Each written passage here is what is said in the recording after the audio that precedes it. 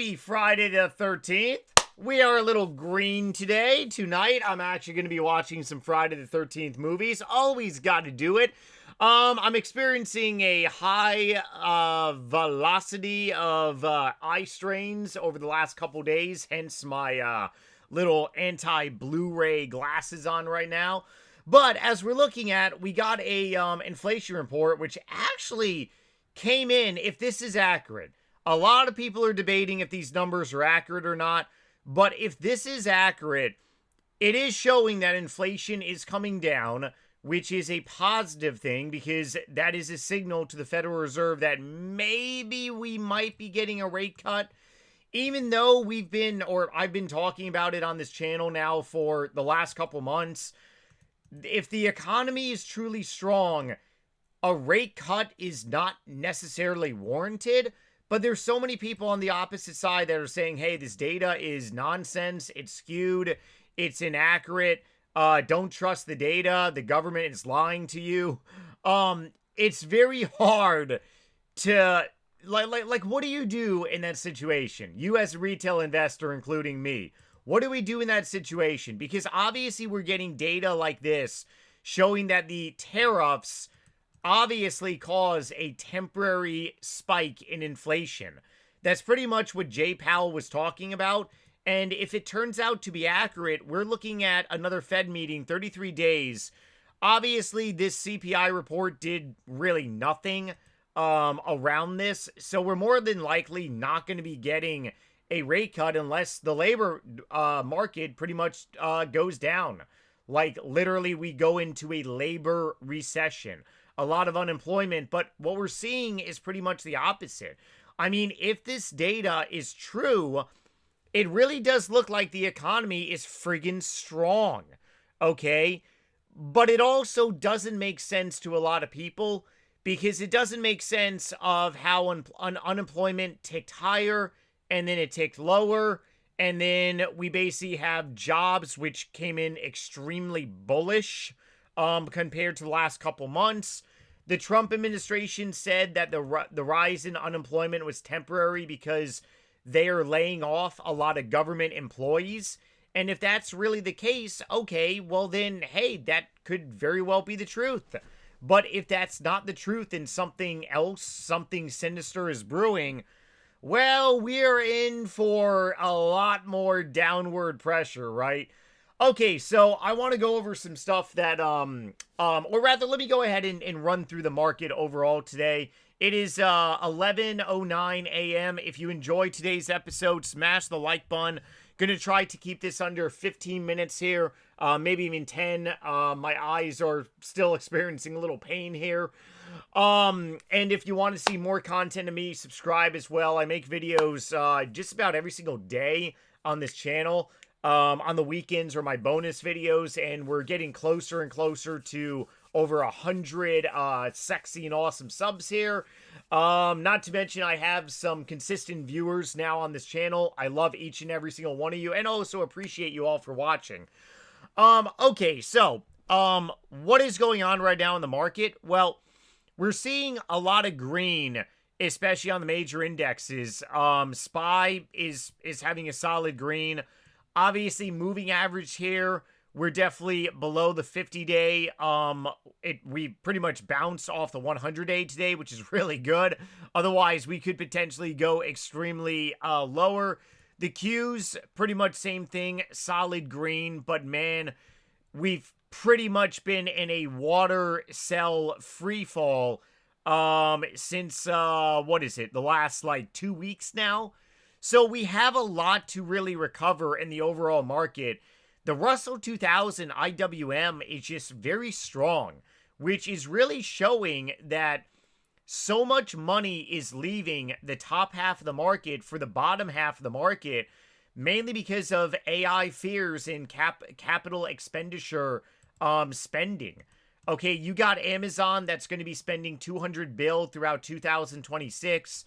Google is 180 billion. Meta is like I believe the number they gave was 120 to 135. Don't quote me on that, but it's over 100 billion. Now, obviously, these companies are not just spending money to spend money. They're spending money because they believe that it's going to increase their revenue. Okay, do you believe that it's going to increase their revenue? It's a yes or no question. If you do not believe that it's going to increase their revenue, well then, hey, maybe looking at the Mag 7 and all these big tech stocks, maybe they're no longer the play. The last couple years, we have had the Mag 7 essentially lead the market. Now it's pretty ironic because money is going into the bottom half. If the economy is strong, the market does not necessarily have to do well. A lot of people don't understand that the economy is different than the stock market. A lot of people don't understand that a stock price of a company publicly traded could be really good, but you can have a terrible company. I.e., you could have a great stock market and a terrible economy. Vice versa, you could have a terrible stock market and a rock and rolling economy. That could be the case for 2026. I mean, I love America. I'm a patriot. I'm a veteran, Afghan vet. I want America to do well. I also want my money to do well in the stock market. But I mean, hey, if the economy is doing great and the stock market's going to be a lagger this year, then I'm just going to be buying phenomenal companies. And that's pretty much about it. Obviously, there's going to be a point where big money is going to funnel back into all these big stocks that I'm pretty much invested in and pretty much talk about on this channel. And we're going to be rock and rolling. But until then, it's just so much buying opportunity. There is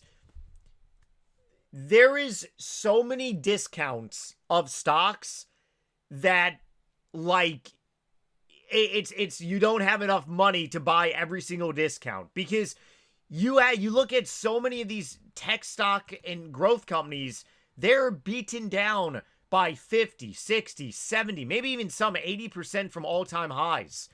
And they're growing companies, but they're just going through a stock recession in themselves. We're not in a stock market crash. It's just that individual stocks are pretty much in a stock crash.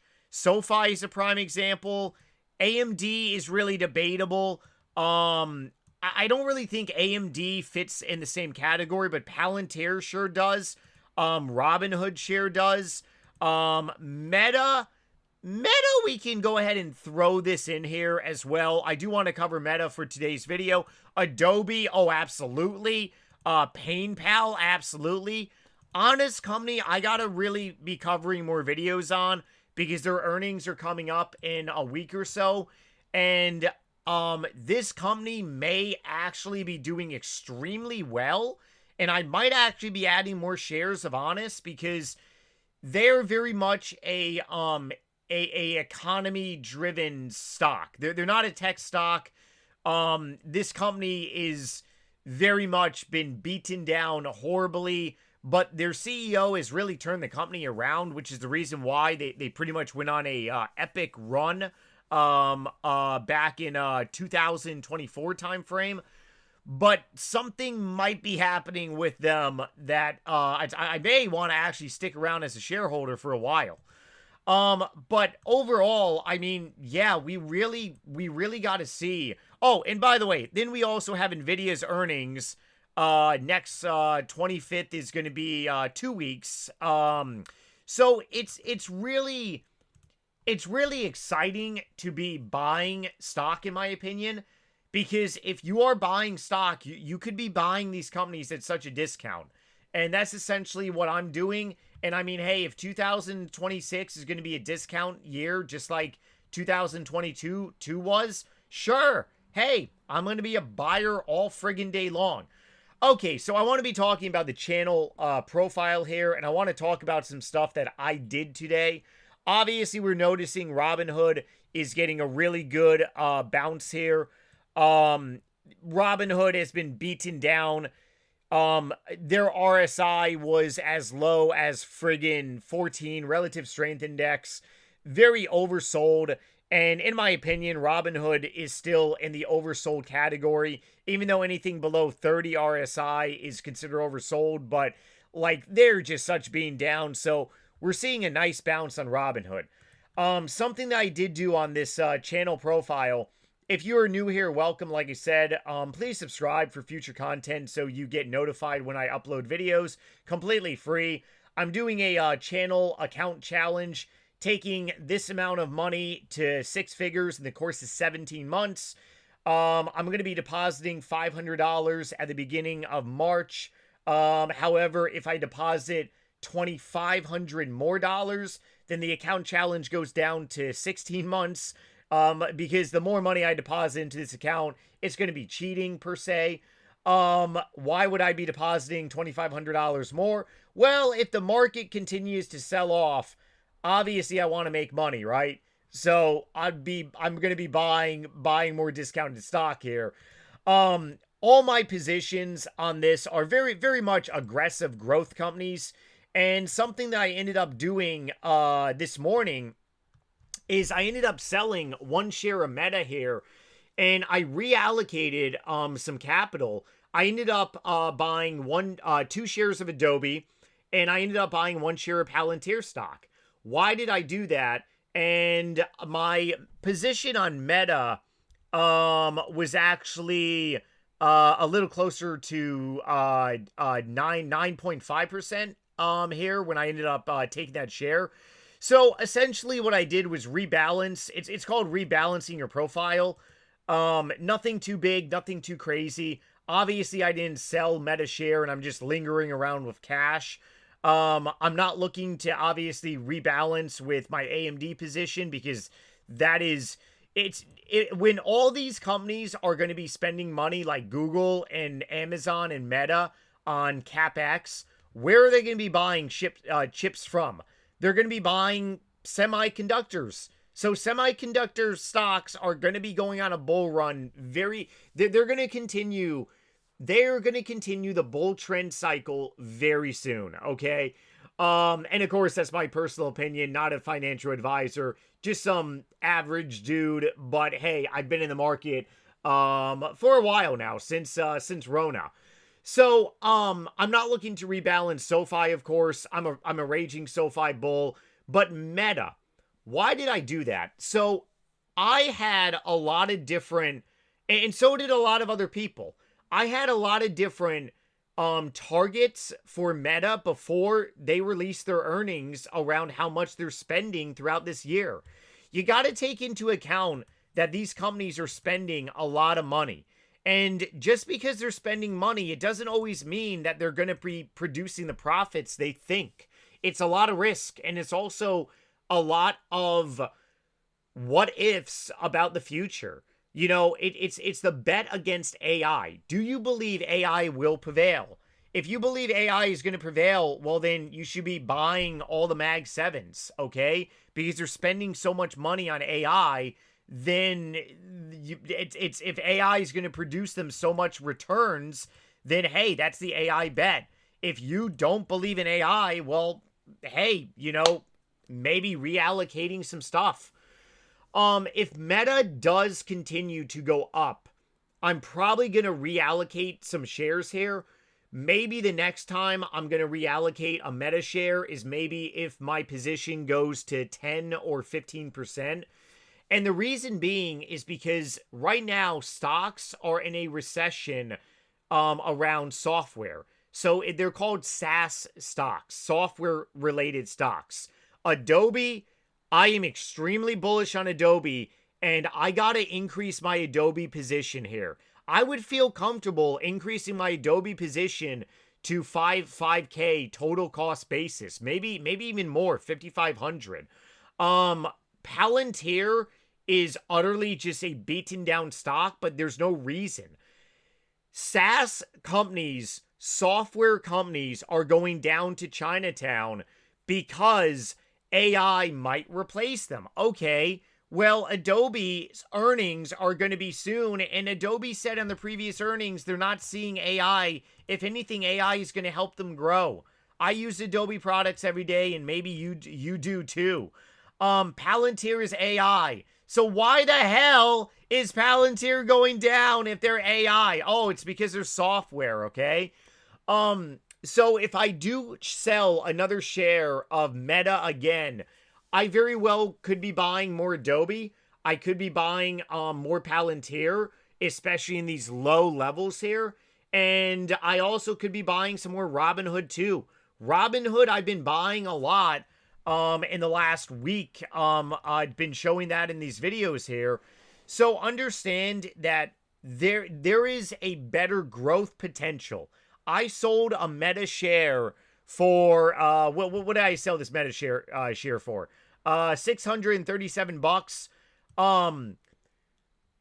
I don't believe that Meta is going to get to $1,200 in the course of the next year or year and a half. I believe that once this software sell-off is over, Adobe could double from here, very much get back to well over 600. And Palantir could very well bust through all-time highs. So could I very well double the money of Adobe that I bought today and double the money of Palantir that I bought today? Sure. Yeah. As long as they continue to execute and as long as they don't sway away from what they're doing. Meta is starting to sway away from what I initially bought into. And I've been saying this on this channel, and I'm going to wrap up this video right here.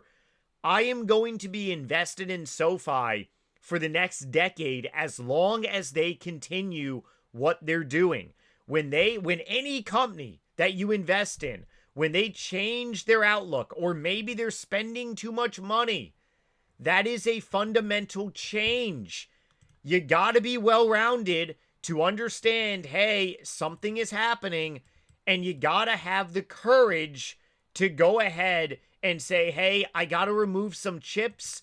It doesn't mean you got to sell out of your entire position, just maybe reallocate a little bit.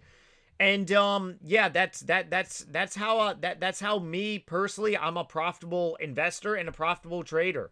Is because I stick to my strategy. And when my strategy gets broken, hey, it's time to change course here. I really hope everyone's doing well. Please stay safe, stay healthy. As always, like I said, please subscribe for more content. And I'll see you guys probably tomorrow with another Saturday video. I may or may not make a video tomorrow. I'm not sure yet. Might be a little busy, but I'll try to put up a video. Otherwise, definitely Monday. All right, take it easy, everyone. Later.